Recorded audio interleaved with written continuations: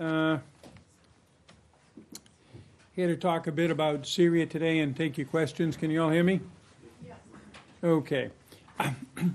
Let me review the bidding since the Astana meeting last week on Thursday of Turkey, Iran, and Russia, trying to focus on the political track. And I'll focus my remarks on the political track because we're at a critical juncture on that important track.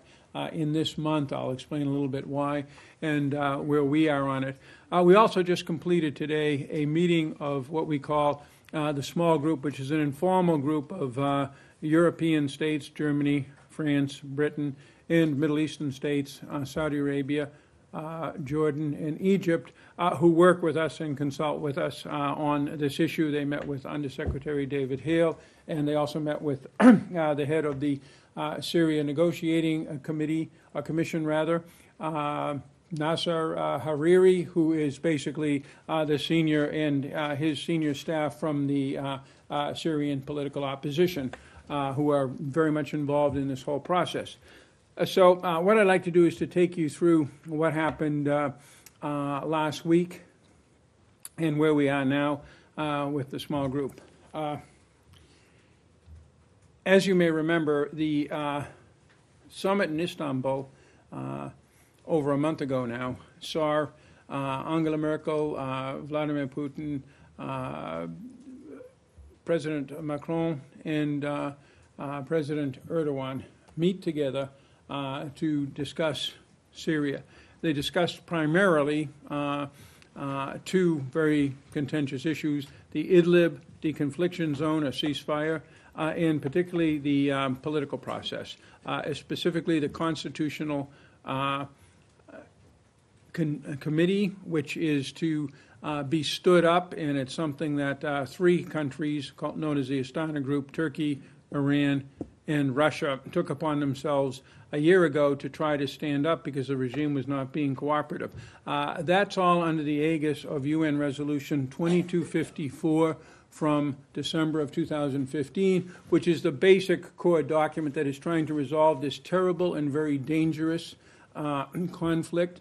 And we see indications of the danger of it all of the time. I can't confirm or deny the reports that were in the Washington Post today of strikes against terrorists. I can't confirm or deny reports of Israeli contacts a few days ago. But we get these things all of the time because this conflict is a very dangerous conflict. And as I've said before, you have 5 military forces, outside military forces in close proximity.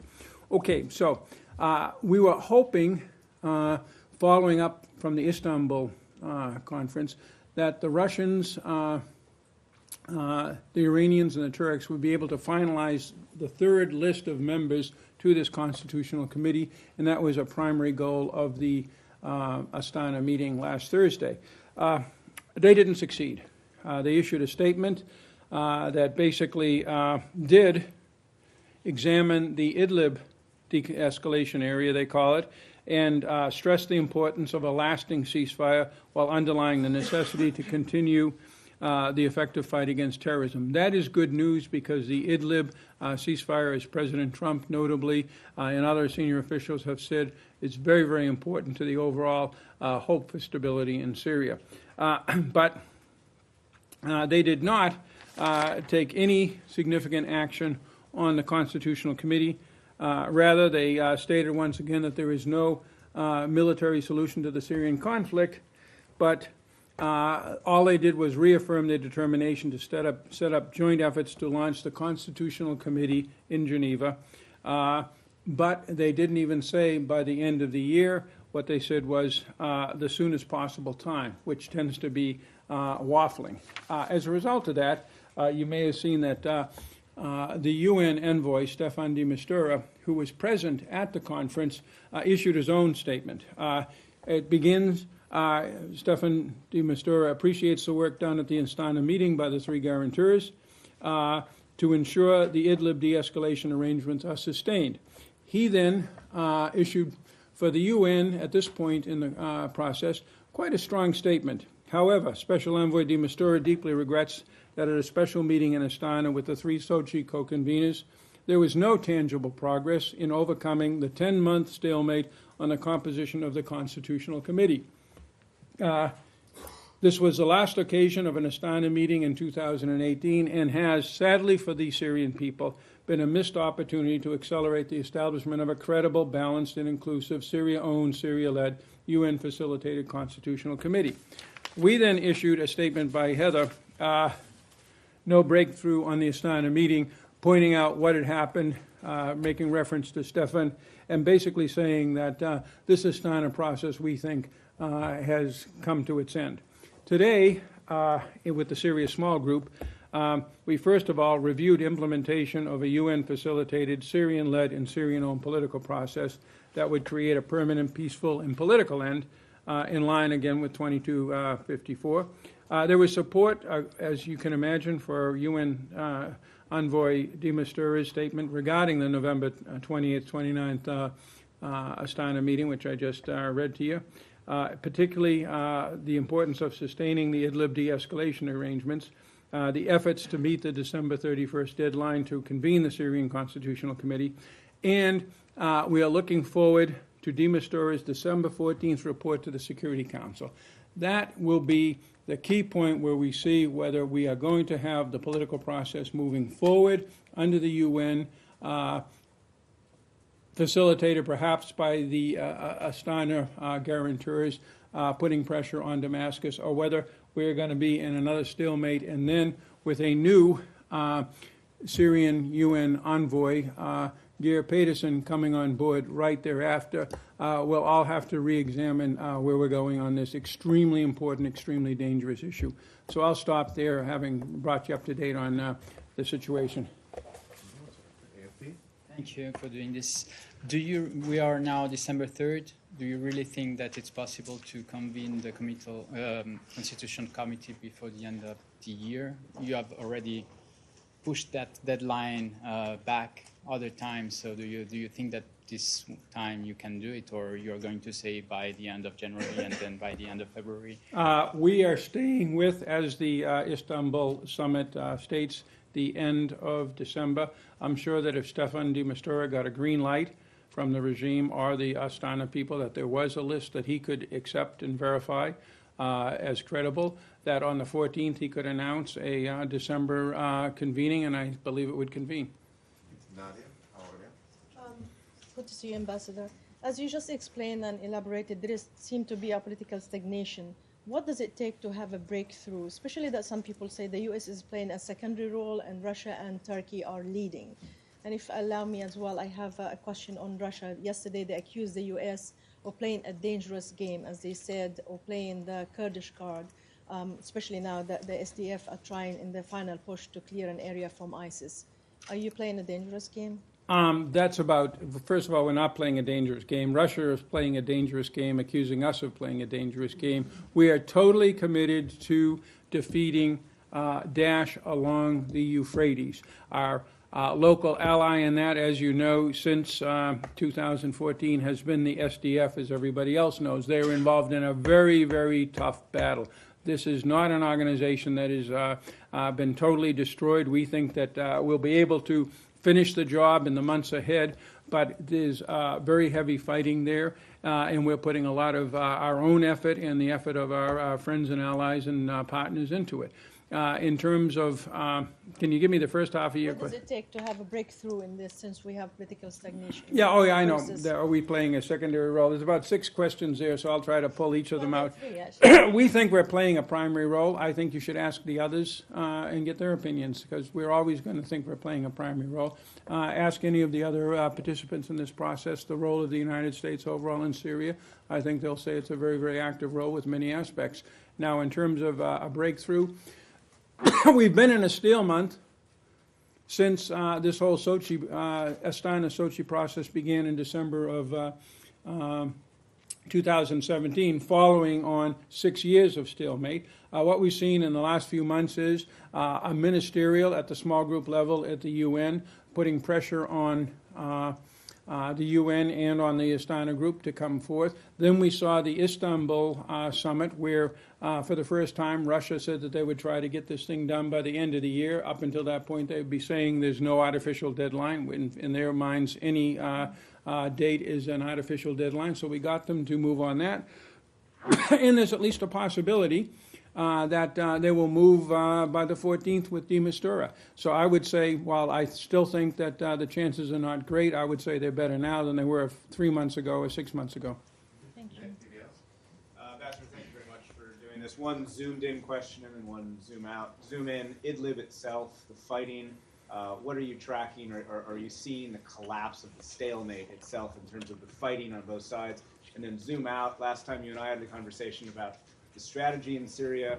One of the 3 pieces of the strategy was the removal of all Iranian-commanded forces from the entirety of Syria. Is that still part of the strategy, and is there any progress on that? That is part of the overall strategy. I would say we have made progress hammering that particular goal to everybody. We think that the people who need to listen are listening. I can have nothing to announce. I have no specific thing to point to, but this is in play. And again, as I mentioned at the time, it's in the context of a political solution to the overall conflict and the withdrawal of all the other forces that have arrived since 2011. Now, in terms of Idlib, we still believe, that it is a very good thing that there is this de-escalation zone. We believe it is holding. All of our conversations, not just with the Turks, but with the Russians, indicate it is. We had one incident a week ago with alleged use of chemical weapons by terrorists from Idlib, and the Russians then conducted a strike. We cannot, I want to underline, corroborate any chemical weapons attack based on that incident, and we'll try to have more for you as soon as possible. Ambassador, good to see you again. My question is about Idlib. Contradict to Manbij roadmap, there are some reports indicating that there are a good amount of YPG-PYD militants still in Idlib right now. And also, what's your solution? YPG-PYD in Idlib? Yeah. According to some of the reports from the field. And my question is... Not Manbij, you said Idlib. I'm sorry, Manbij. I'm sorry, Manbij, you're right. I'm sorry. So my question is, what's your solution to prevent any possible attack from the group against Turkish troops? And, you know, I mean, they constantly showing solidarity with PKK terror group and also threatening Turkish group on the field. So sure. First of all, it's over 50, we've confirmed over 50 members of those organizations have left Idlib, and we've passed that number on to the Turks. We're also in the process now under what we call the Manbij roadmap that Secretary Pompeo and his counterpart, Foreign Minister Çavuşoğlu, agreed in June to vet senior leadership in the Manbij Military Committee, which is the military side, and in the Manbij Council. This is some 70, 80, 100 people, to vet them jointly by our 2 countries to ensure that there is nobody there who might be threatening the Turks.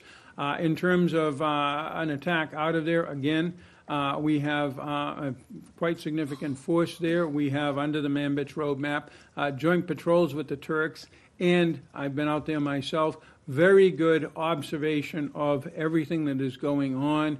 That region is, as regions go in Turkey, in Syria, quite secure, at least north of where the regime is. Have you personally talked to YPG-PYD leadership about this? I talk to whoever I need to talk to accomplish my job.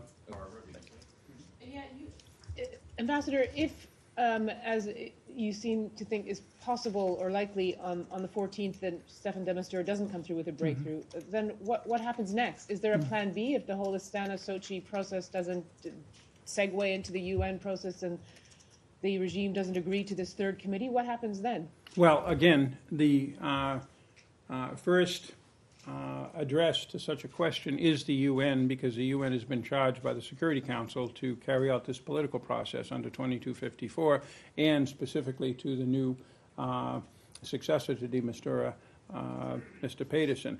But our suggestion, and I think I would reflect the views of many of the other major UN countries that are concerned and interested in Syria, is that we do not continue with this rather strange Sochi Astana initiative for them to take over the job of putting together a constitutional committee and presenting it on a platter to de Mistura. They tried and they failed, or at least up to this point they failed, and if they are still failing by the 14th, the U.S. view, as we indicated in Heather's comment, or Heather's press release on Thursday, is let's pull the plug on Astana. And then what?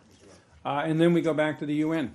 And the UN comes up, and the UN gets the regime to the table how? Well, that's a good question because we've been trying now for 6 years. First of all, the regime has shown some flexibility. Again, is this a stalemate? Yes. Are we quite as stalemated as we were a few months ago? I don't think so. I think that particularly in Astana, the Turkish government has held its position and not succumbed to pressure by the other two to sign up to a third list that would be pro-regime. That's very important. You've seen on the ground, be it in Al-Tamf, be it in Idlib, be it in some of the alleged Israeli actions, be it in some of our actions in the Northeast, you've seen an unwillingness to yield to pressure from the regime or from the regime's allies.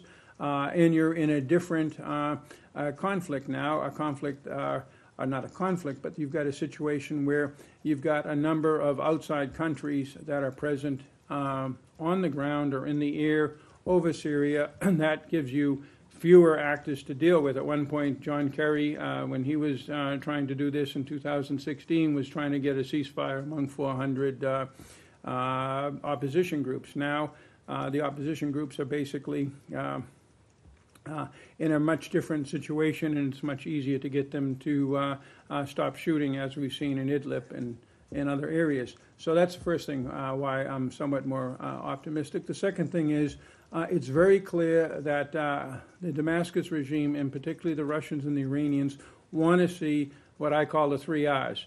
Refugees essentially pushed back to Syria, reconstruction aid, perhaps up to $400 billion, according to the UN, to flow into the country from the West, us, Europe, international organizations, and the regime to be recognized by the world as legitimate. None of those things are happening, and they're not going to happen until the political process makes progress, as far as I can see, and I don't see a change in that, and I think that's dawning on at least the Russians.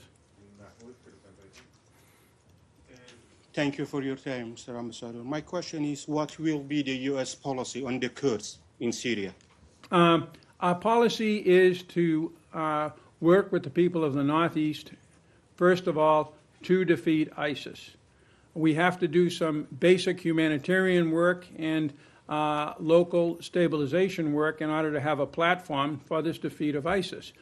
We have no political agenda either with the Kurdish groups, with the Arab groups, or with any other groups inside Syria. Our position is A, the territorial integrity of Syria under its present borders.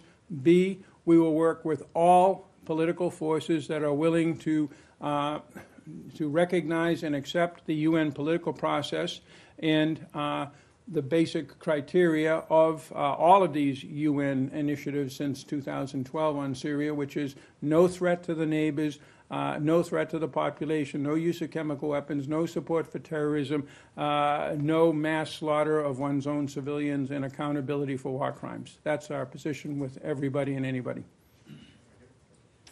Ambassador Jeffrey, during your last briefing, you stated that the forces under the command of Iran were not as active as previously. Is that still the case? And what do you know about what they're actually doing on the ground in Syria? Well, right now there is a relative lack of combat in Syria, other than the most active is against the ISIS forces around Hajin, around the Euphrates, close to the Iraqi border, which is an operation that we are leading with the SDF.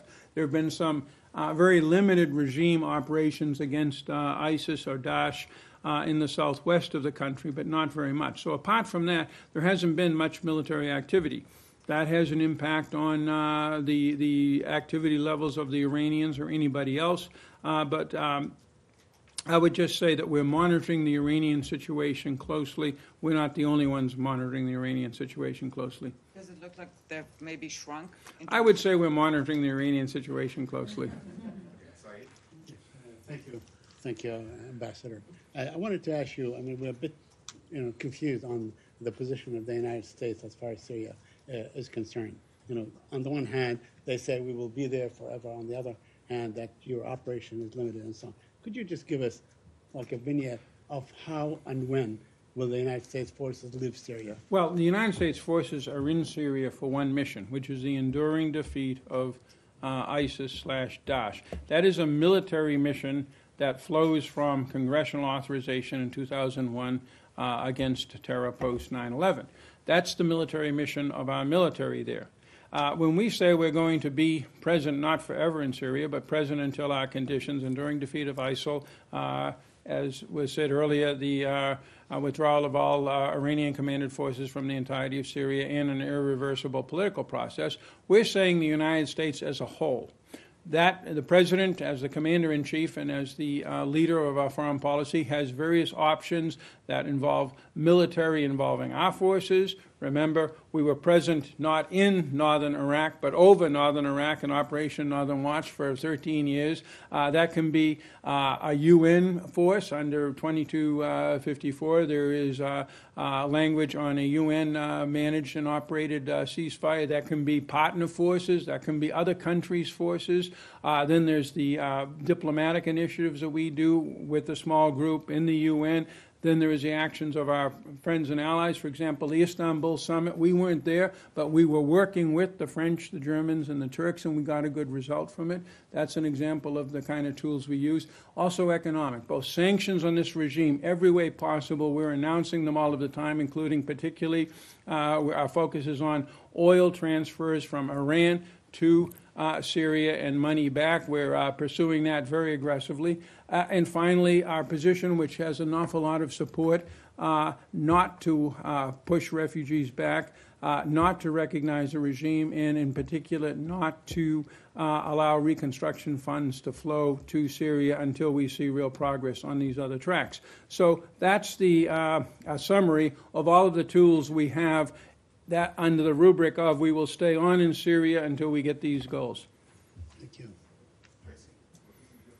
Oh, yes. You just mentioned the sanctions. I wanted to ask about that. I think it was 2 weeks ago you all sanctioned, I think it was a Russian and Iranian companies that were supplying oil to the government of Syria.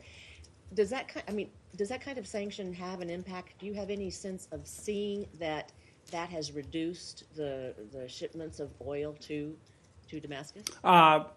Yes. Okay. You want to elaborate? No. With the ultimate goal of removing Iranian influence from Syria. I didn't say that. I wish I could say that, but that's not U.S. policy. It's Iranian commanded forces. Okay. Nice try. But given that's part of it, and finance and squeezing them financially would be a part of that. Yes. What progressive effect have you seen on the continued sanctions regime on Iran in light, the effect of the Iranian involvement in Syria right now? Would you say that there has already been some effect? All I can say is that's the problem if you leave government and you become an outside analyst, commentator, and think tanker. There is things you've written. I was ambivalent and probably leaning against pulling the plug on the JCPOA as late as a year ago. I have to say, from everything I have seen and coming back in, it was an absolutely valid decision in terms of putting pressure on Iran where it really hurts, which is in the financial area. It's still early, as you know. It's less than a month since we imposed the NDAA oil sanctions on Iran, but we have seen a dramatic drop in both international firm engagement in Iran and the banking sector's activities and their ability to use the international financial system. And we've seen a huge drop of over 1 million barrels of oil. I mean, Brian Hook comes down here and does the briefings far better than I. I'm just doing the top level. And I'm seeing some impacts of this on Syria, which I can't get into. It's another way of answering the same question the other one I asked a few minutes ago. All right, I think we have to wrap up now. Okay, that's fine. Thank you. Thank you.